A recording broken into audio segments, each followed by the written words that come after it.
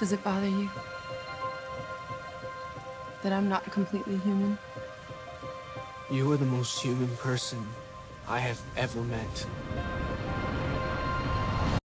Weta does the best facial animation, CG animation, the most human, the most alive, the most emotional, and the most real of anybody out there. Some of the other, houses are starting to catch up now, but Weta's been the leader in this for a long time. It's why we went with them on Avatar.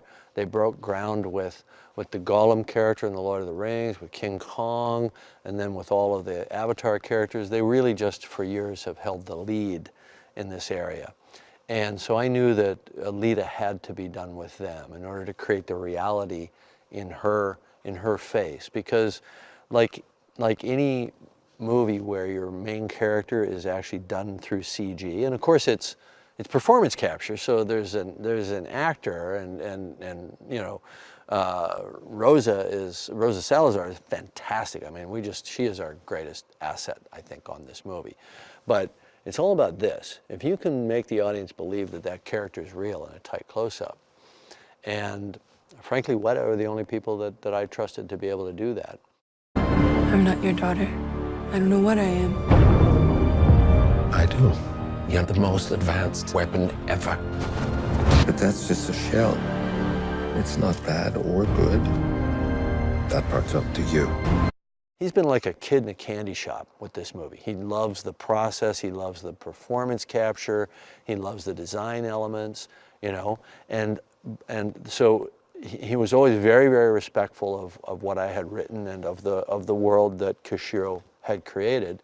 But he's also not afraid to make it his own, and I wanted to give him as much space as he needed creatively, and I was emphatic about that from the beginning. So we fell into this really good working relationship, because we'd been friends for 20 years, but we'd never really worked together. And it turns out that he's like insanely collaborative. He really likes the camaraderie of working with other creative people. Tonight is not a game. It is a hunt. I need you to destroy a girl called ALITA. She represents, I think, a certain kind of female empowerment that we need in films. It's an empowerment of her internal psychological and spiritual character, not just her physical strength. And yes, she's remarkably strong for her size. She's also a character that people underestimate. They always underestimate her. She even underestimates herself. One of the things she says at some point early in the film is, "I'm just an insignificant girl. They threw me away with the rest of the garbage," because she's literally physically found in a garbage heap. But it's very easy to underestimate a little pipsqueak, 4'7" or whatever she is, young teenage girl, until she goes into action, until she transforms into, she doesn't physically transform, but she mentally transforms into some version of herself that clearly she was in the past. You made the biggest mistake of your life. And what's that?